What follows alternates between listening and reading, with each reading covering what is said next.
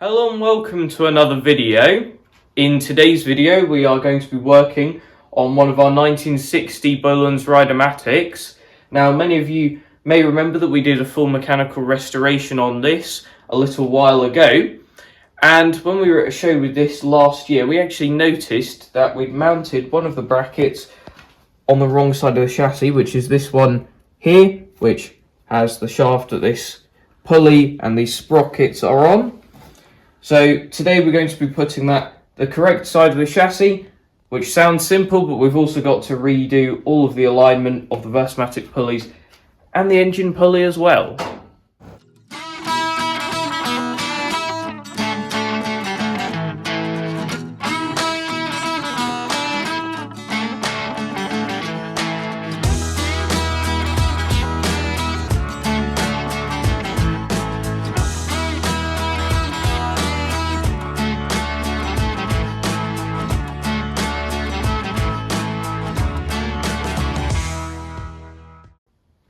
So it's probably been around a year since we actually worked on this tractor, and the 1960 Ride-a-matic is very different to the 1962 or the later Ride-a-matics that we use on a daily basis. So we're going to have to re-familiarise ourselves with a lot of things on this tractor, which is helpful because we're thinking about possibly starting our other 1960 Ride-a-matic project soon. So it's good to kind of get to know this tractor and this layout again, which all of Disassembly stuff is all very complicated, but also the advantage of doing this job is we can clean this up a bit, because the show we went to last year with this rural pastimes was very dusty, especially in the working area, and we didn't give this a proper deep clean when we got back, so we'll do a bit of that. And also clearly the barn that it's been sitting in has leaked a bit of water because there's kind of crusty, rusty bits in a few places, which we'll clean off. Especially this Disassembly sheave, the one that slides, because that's a common thing on these. If you leave them sitting in a damp place, that middle part kind of seizes in place. Easy to kind of get it moving again, but that's just a common issue on these Ride-a-matics. Now, to start us off, we'll take the grille and the bonnet off, because once we've put this in the correct position, as I said before, we'll have to do the whole lining up of the Disassembly pulley and the engine pulley with this one when it's in the correct place. And to do that, you need to see kind of dead on to where the belt is, and the grille is currently blocking that. So we will just quickly whip this off, which is just a few bolts on the hood stand and then the mounting bracket on the engine. We'll do that off camera and come back to you in just a second. So the grille and the hood is off, and you can kind of see how mucky this tractor is now.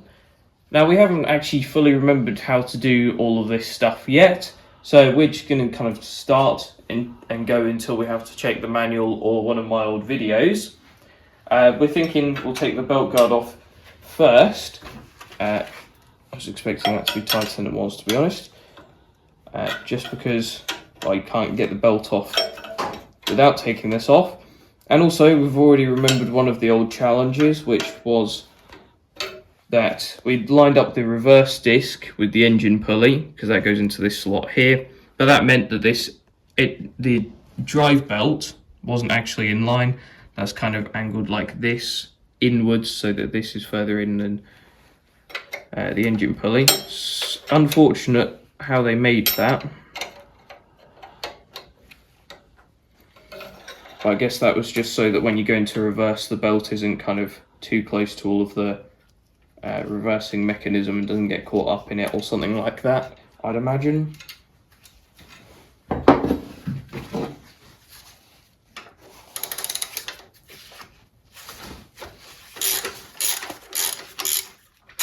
So we've remembered how to take the belts off now, and it's actually quite easy compared to the later Ride-a-matics.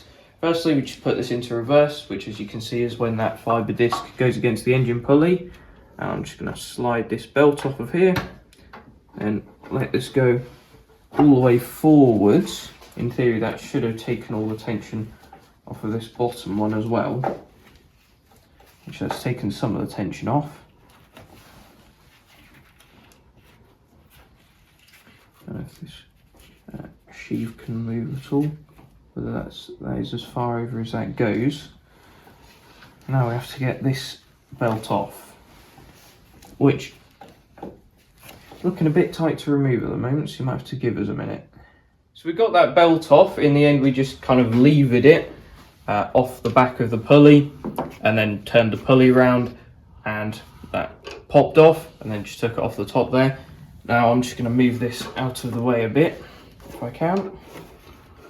Just leave it up here somewhere, because first thing we're going to do is take all of these bits off of this shaft. We'll do the repositioning of this bit first, and then take off the other bits, just so we've got like the minimum amount of things off as possible. Now from memory, I think if you take this E-clip off here, you can take this pulley and sprockets off together.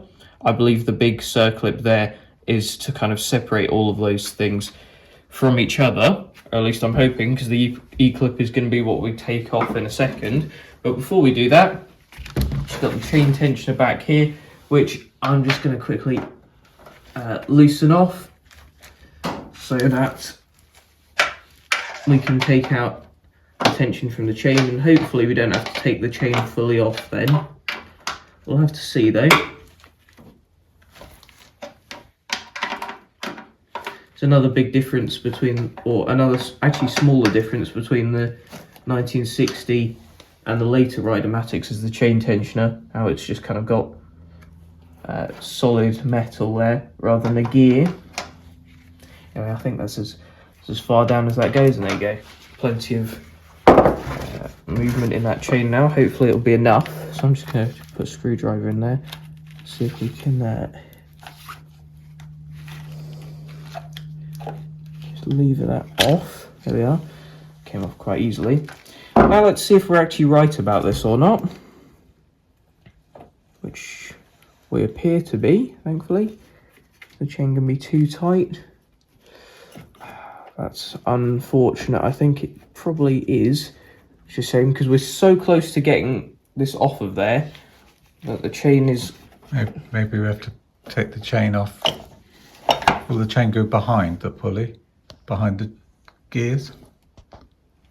Oh, you mean if there's not enough in there to actually take that off, unfortunately. But let's have a rethink then. Yep. So we just adjusted the position of the chain there, and that means that there we are. Everything is off now, with the chain still on there. Just going to use the slack in the chain to just place that down like that.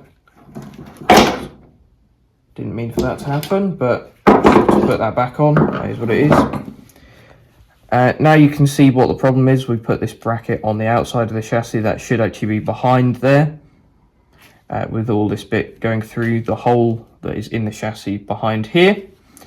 These are just coach bolts, I think. So we'll undo these, and then we can move that around to the other side. So with those nuts off, that comes out as so. Let's just take these bolts out. As you said, this now needs to go in from the back.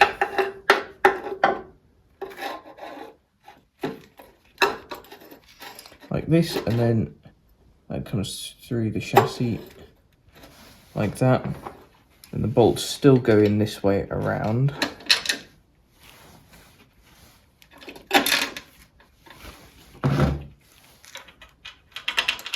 That all lines up just fine. So now we just need to do those bolts back up. And then after that, I don't know if there's any alignment stuff that needs to be done with the chain tensioner, or whether that should just fall into alignment. We'll have to check, but that's once we've got this pulley and sprocket stuff back on. So with that now the correct side of the chassis, we've had a bit of a clean up around there. We'll just put this back on here if we can. Now the chain hopefully should just go back on easily afterwards, considering everything else on there is slack. That is all on there, so put our E-clip on here.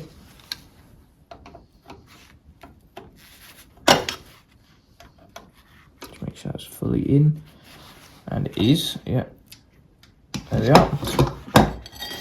That is that back on. That turns fine when the chain isn't catching in it. What we need to do now It's just ensure that this is still in line with the chain tensioner down here, which obviously you kind of have to be underneath looking up at it. So probably not going to be able to video this and check it, so we'll just do that off camera and connect the chain up as well. So all of this is done up again now with the chain on, and that turns all as it should do. And we'll look down there, and that all looked in line to us once we put the chain onto the chain tensioner. So that's all good. And as I say, it turns nice and smoothly, so shouldn't be any issues there. The chain isn't trying to jump off. Next thing to line up is this pulley on the Versamatic.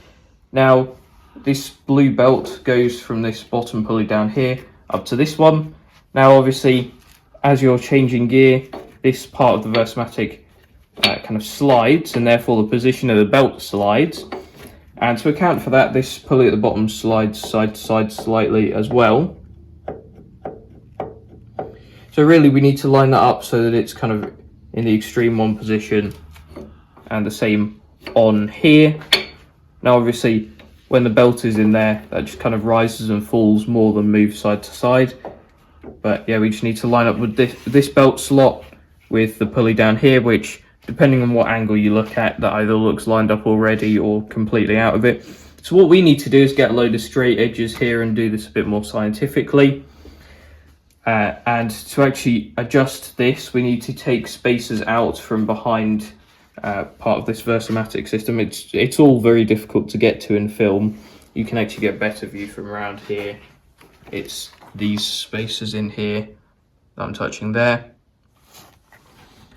So we'll probably end up taking one of those out, moving it over to the other side, just to move the whole thing in, because this is obviously moved in from being put on the other side of the chassis.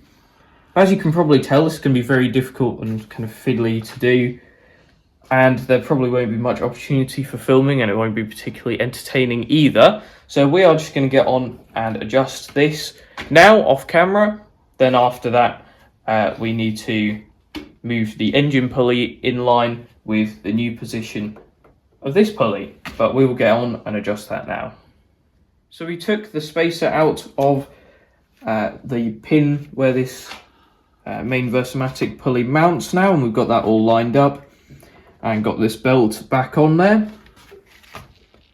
And while we're taking all these bits off, we're cleaning them and re-greasing them and everything. And so with that back on, if I chuck this into reverse now, you'll see that that reverse disc does not line up with the slot here. So as expected, we need to move this engine pulley inwards on the crankshaft, which we'll now do. There's two grub screws, one there, one there. Both of those need loosening off, and we'll just push this in slightly, and we'll go until this rests nicely in that reversing groove, and then we will tighten that up and check again, and also give this drive belt a clean up because it's kind of a bit mouldy for some reason. So we are back quite a while later now, and that was actually quite difficult to get those grub screws out of there. We had to apply some heat in the end to actually get them out, and as you can see on there, now we've put some copper slip anti-seizing compound on there. Just once we'd moved it to the correct position, and waited absolutely ages now for it to actually cool down enough to put the belt back on in a second. But I'll just show you the alignment with that reverse disc going into the slot. You can see that goes in there as it should do. And it's important, we've found, to do that adjustment with this other drive belt on, because that tension changes the angle that this Versamatic pulley sits at. So remember when we first put this tractor back together, having done the rebuild, we adjusted it and then put this belt on and then went to chuck it in reverse, and it didn't line up again. So that's just an important note for anyone doing the same thing as us. But anyway, if I in theory, if I get this belt round here, put that into reverse, should be able to put that belt back on. There we are. Oh, that's not quite in. There we are. So that's that back on there. And at this point, the only things left to do is put the grille and bonnet back on and put the belt guard on as well. So we've now put back on the belt guard, bonnet, grille And the thing I forgot to mention, which is the belt guide, this one here, essential to making any Bolens Ride-a-matic actually drive, so it's unfortunate I forgot to mention that. But before we put that back on, we did do a couple of things, a bit more general cleanup. Check the engine oil, and that's still looking nice and clean, so that's the benefit of a full engine rebuild, is after a few hours use, especially seeing as this was working hard last year at rural pastimes, that's still all nice and clean. And that's the advantage of just doing a job like this, is having the grill off already, because otherwise you can't actually get to the dipstick area of the engine, which is, I can't even really point at it in here, it's like up in there. So yeah, unless you take stuff apart, you can't get to it. As I say, it was good to give everything a clean up, re-grease, and it's good to actually get this sorted. And clearly it hadn't caused any issues how we had it set up before, but that's probably because we'd lined everything else up with this in the wrong position. So everything was still in line, there wasn't anything that was kind of way out from where it should have been how it was previously set up, but it's good to have it set up properly now. We don't have any fuel in this at the moment because we drained it when we came back from the show last year, just so that it didn't go bad in the tank and cause us an extra job after taking this out of storage. But at some point over the summer we will dump some fuel in this and take it for a run, give it a run up, make sure it all works as it should do. Not anticipating any issues, at least not from this work we've done today. That was just putting stuff back to how it should be after quite an annoying mistake with our rebuild. And the reason this didn't get taken to any shows this year was because we wanted to sort that out before show season, and we didn't get it sorted by the time we did our entry forms. So this may well get taken out again next year. We're not really a fan of using this in a show arena because it's a bit of an animal to drive, really. It wants to go at its pace, not necessarily your pace or the pace of whatever convoy you're going in. So we're not so much a fan of driving this at the shows, but it definitely makes a nice exhibit piece, so I'm sure we'll take it out at least a couple of times next year. But anyway, it was good to get that job done and a bit of kind of cleaning and maintenance, but that is it for this video. Thanks for watching, and I'll see you in the next one. Bye.